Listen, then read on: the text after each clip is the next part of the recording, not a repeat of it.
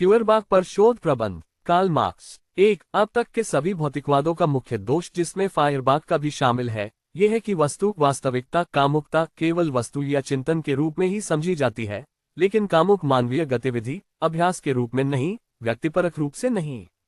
इसलिए भौतिकवाद के विपरीत सक्रिय पक्ष को आदर्शवाद द्वारा अमूर्त रूप से विकसित किया गया था, जो निश्चित रूप से वास्तविक, कामुक गतिविधि को इस तरह से नहीं जानता है।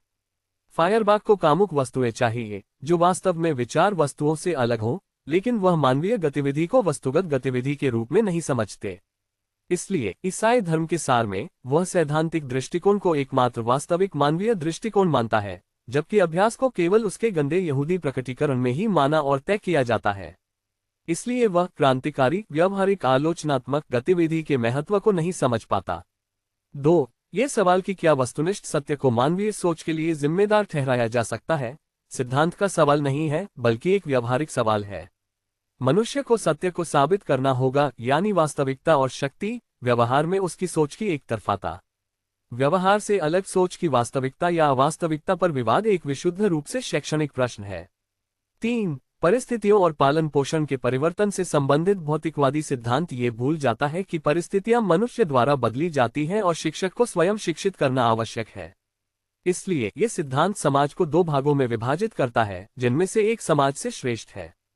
परिस्थितियों और मानवीय क्रियाकलापों के परिवर्तन या आत्म परिवर्तन के संयोग को केवल क्रांतिकारी व्यवहार के रूप में ही समझा और समझा जा सकता है।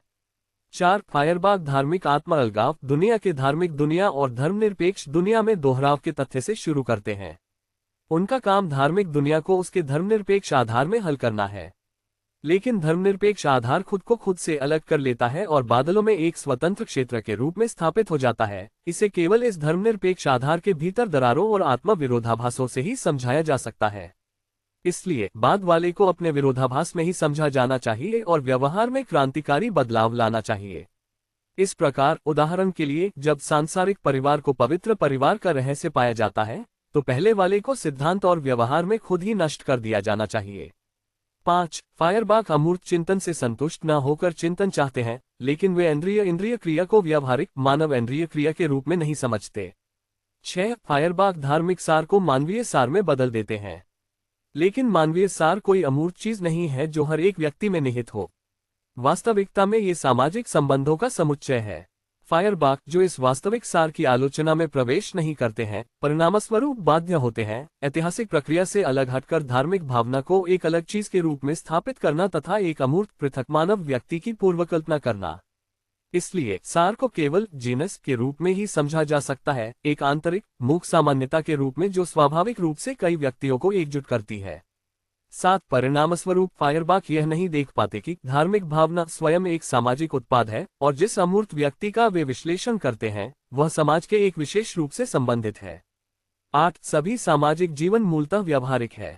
सभी रहस्य जो सिद्धांत को रहस्यवाद की ओर ले जाते हैं, उनका तर्कसंगत समाधान मानव व्यवहार में और इस व्यवहार की समझ में मिलता है।